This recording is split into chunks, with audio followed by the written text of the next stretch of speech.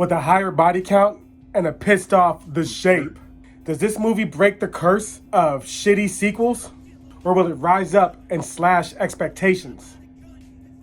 Let's talk about it. I'm on that real shit. Drew be on that real shit. I'm on that real shit. Drew be on that real shit. I'm on that real shit. Who be on that real shit? I'm on that real shit. Real talk. What's up, fellow slashers? It's your boy, Token Drew. And today we are talking about Halloween Kills. Released on October 14th, 2021. Well, I guess technically October 15th, but I saw it Thursday night, so whatever. Directed by David Gordon Green, who directed the last one, Halloween 2018. And starring Jamie Lee Curtis as Laurie Strode, Judy Greer as Karen Strode, and Andy Matichak as Allison Strode, I guess. And returning as The Shape, we have James Jude Courtney. So before I get into this, I want to throw up some spoiler warnings. So, bam, spoiler warning. And I'm going to go back and forth pros and cons to tell you what I thought of the movie. First off, we're going to start on the good side. The first pro is I like how vicious Michael is in this one. He is pissed, he is merciless, and it is great. Love seeing what James Jude Courtney brings to this role. He is kind of like, this actor's like the Kane Hodder of Michael Myers, I feel like. But onto a con, I really didn't like the editing. Everything seemed really jumpy, especially in the beginning when it's cutting from the bar and Tommy Doyle spitting his shit. Then it cuts right to Laurie, Karen, and Allison in the back of the truck. And they're like, let it burn, let it burn. Gotta let it burn. It just cuts. I just don't like the cuts right there. There's a lot of characters in this movie. And the characters I didn't like ended up dying, so that's a pro. A few surprise deaths, especially at the end. And the first deaths of the couple, the interracial couple, God, the woman, she overacts the hell out of that shit. I'm just sitting there watching it like, lady, just die already, for God's sakes. This movie's called Halloween, not Cheryl got herself a movie part, you know what I'm saying? But it was still really fun, so I'm going to keep that over on the pro side. A con is I feel like the whole subplot with the other inmate could have been left out. I get what they were doing, showing about the dangers of flash mob mentality and all this other stuff, but it just led to dude jumping off a building and killing himself. He literally was just a sick man who got bullied to death. So that kind of sucked. Another pro is I love how this one is a continuation of the story. They frequently reference the 1978 version, the 2018 version, and they also put in some extra little scenes that they refilmed to fit with the 1978 version. So you get an actual cohesive storyline. However, that being said, a con is that if this really just feels like the second out of a trilogy. I really wish that they did not announce the names of the two movies after Halloween 2018 with Halloween Kills and Halloween End or whatever. It would have been better if they just would have let this one come out and then announced the next one, because the whole time we're in this movie, we're just like, all right, well, we know Laurie's not going to die. We know Michael's not going to die. So it just takes the stakes away. Similar to when you watched Black Widow and it's kind of like, all right, I already know she dies in Endgame, so who cares about this movie?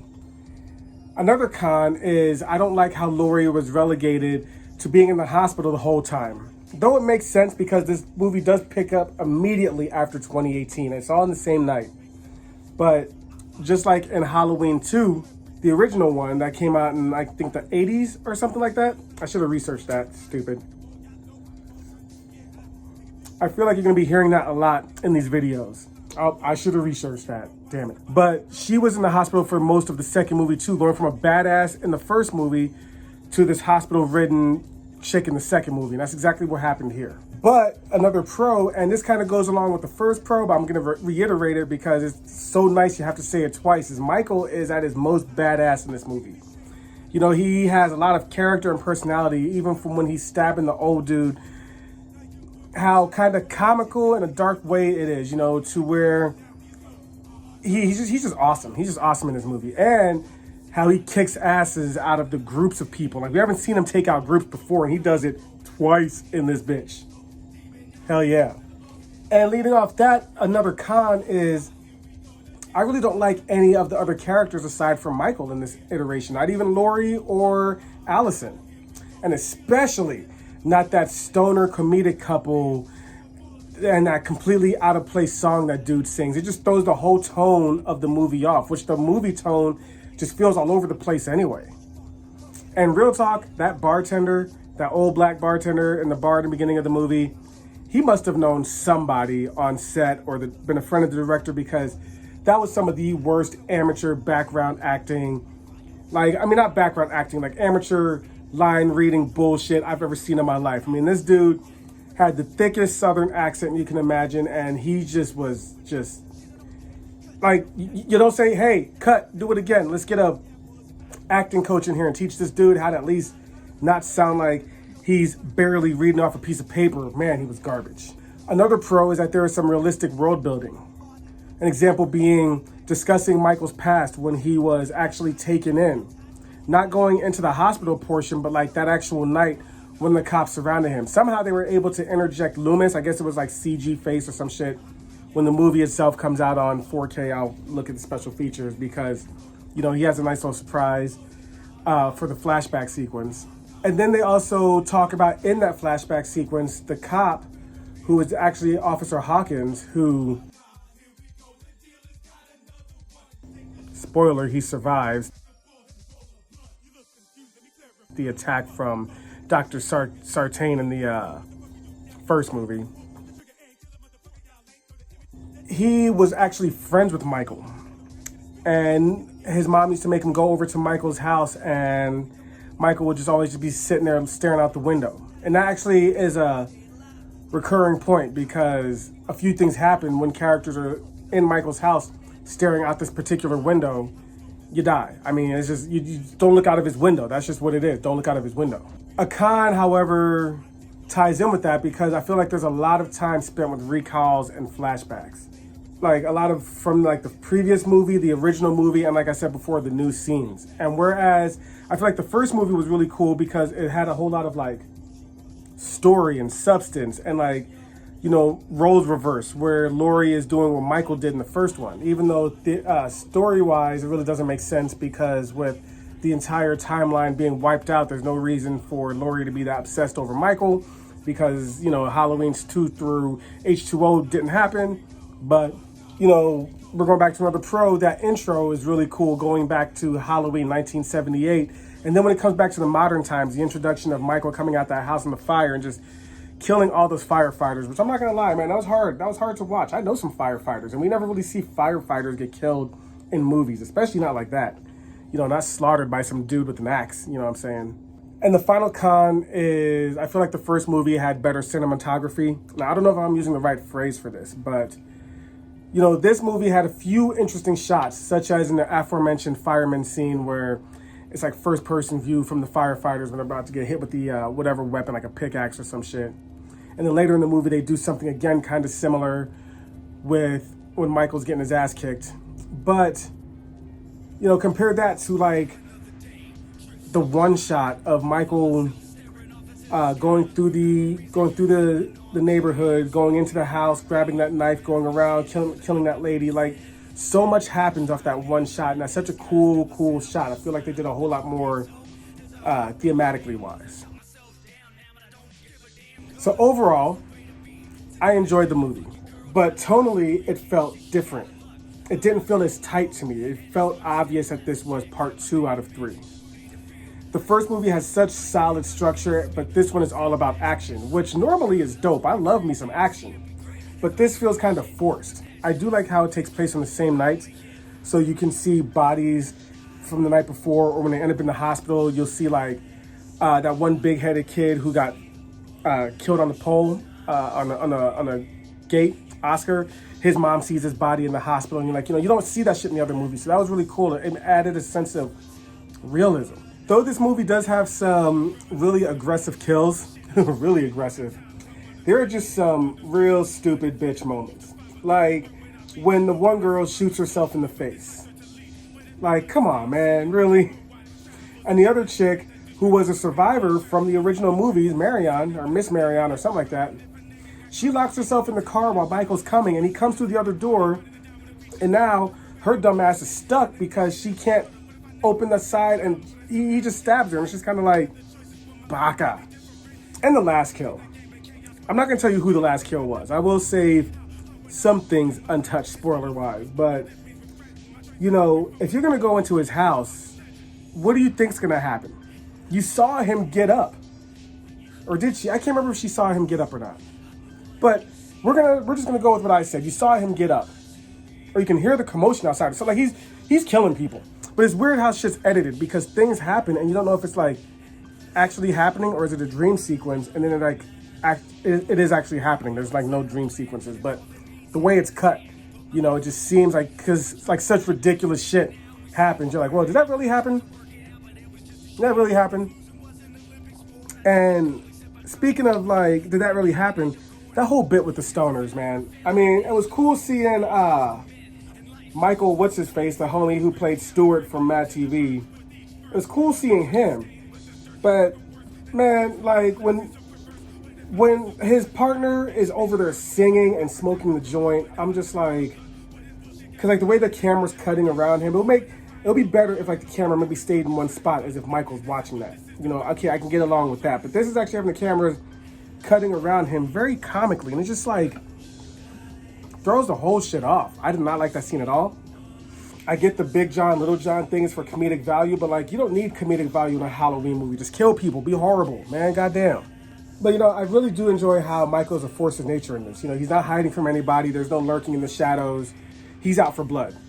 And it's interesting because they revealed that Michael is not out for Lori like Lori thinks he is. Michael just really wanted to go home. He's a 6-year-old boy in a grown man's body who, I guess, trained at 500 times Earth gravity and went Super Saiyan after, you know, you blew up his best friend or something, because my man is like abnormal in this movie and it's awesome. There's not much for plot comparing it to the previous installment, because the previous was just so tight, so much world building, and it just felt more like a movie, where this one, I feel like you're gonna have to watch the two back to back. You know what I'm saying? That's the only way you can really enjoy this.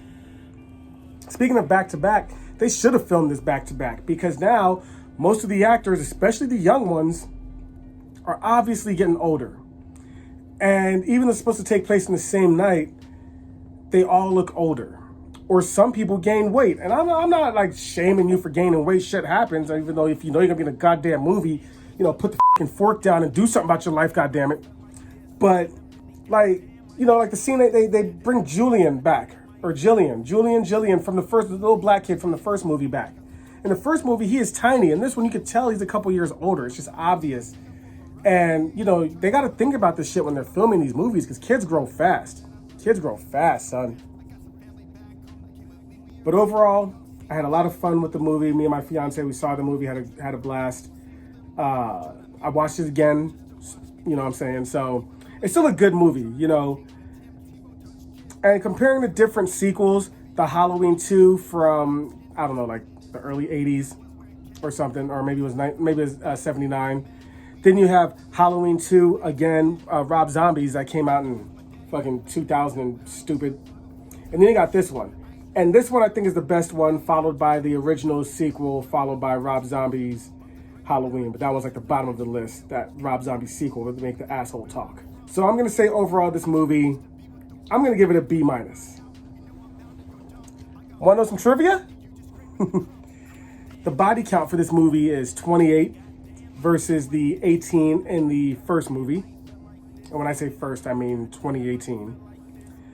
Jamie Lee Curtis has played Laurie Strode through 6 different decades. Halloween in 1978, Halloween 2 in 1981, there we go. Halloween H2O 20 years later in 1998. Halloween Resurrection in 2002. Halloween in 2018, and then Halloween Kills in 2021. That's crazy. Jamie Lee Curtis, who plays Laurie.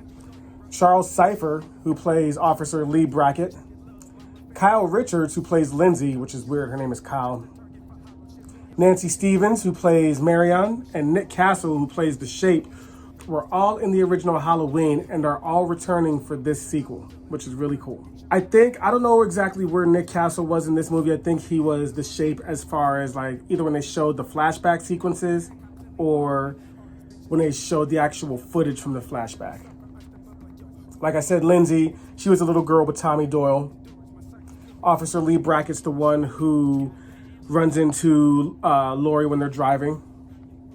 Lori is Lori, and Marion, I really don't remember who Marion is, I'm not gonna lie. I think she's like one of the she's someone who somehow survives the massacre.